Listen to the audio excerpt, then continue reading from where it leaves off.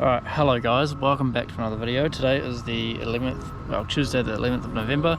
I have a few days, 4 days until the Queenstown Marathon, and we are going to be trying to sub a 4-hour marathon. So today we are going for an easy run. We are going to take a gel super early, but before we even do a caffeine one, because I finished work at 6:41 now, 20 to 7, and we're about to go on a 40-minute run. So the direction I'm running today is basically from the Hamilton Gardens on the Awa trail, same trail as I did from my work in Ngāwari to Hamilton. So, but this is the next stage over, which takes you all the way to Cambridge. I'm running up a hill at the moment, so running out of breath really quickly, and I'm running far too quick. So the goal pace today is a 6:50 minute pace per kilometre. So super easy, which right now I'm running 6:45, which is perfect. The reason why I took a gel on a very simple, easy run is to practice actually eating them. So if you don't train or you eat or you run, if you try it and you're on race day, it's not going to work. Your stomach's going to get really upset and you'll end up getting like stitch organ the shits like I did in Taupo. So you know, train that stuff.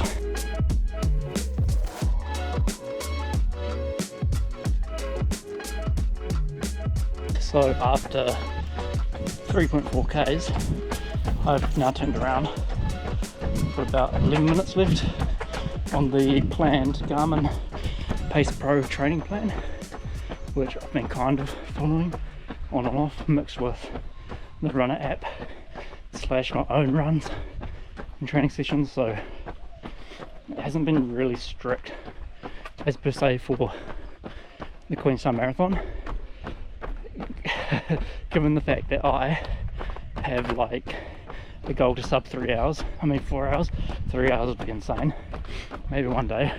Biggest advice to anyone training a half marathon or a full marathon is stay consistent, eat healthy, not shy away from hill training like what I'm doing right now is running up a hill. Try stay consistent with your pace, but if you do need to walk or power walk or slow down, then that's also good. I'm running too fast up this hill was what that sound was, so I can slow down, or I should slow down. Make sure to stay hydrated, really hydrated throughout all your training. Don't overdo it, just sip away every kilometre or so. On a hot day, might be a little more frequent. Just try not to scull it, and if you need to drink water, just take it really slowly, and that goes for eating as well. You may get the stitch the first few times of running, or for a month or so, but that's the way that you stick to it.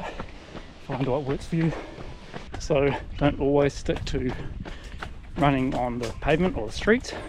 Find a nice trail with good fair hills, not just flat, and that's going to boost your training as well. Final words of advice is just to get out there and enjoy it. Don't just get in the right mindset. The mindset is the biggest thing that holds you back. You're gonna feel like you're done, but remember you still have 70% left. 70% left in your tank. Your mind might be telling you you've got 5. How stunning is New Zealand and Waikato? A lot of people will bag Hamilton, but since living in Hamilton, it's actually a really nice place. I do miss Taupo though. Taupo was awesome, but a bit too small for me. So I am back at the car, but I've got 690 metres to run. No, 290. It's 260 now. But we can do this.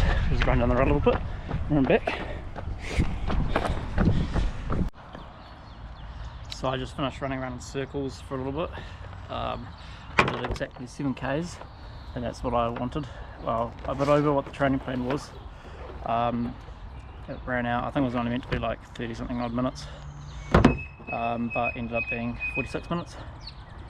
Ran an average pace of 6:36, which is a little bit faster than my plan by like almost 14 seconds per kilometre.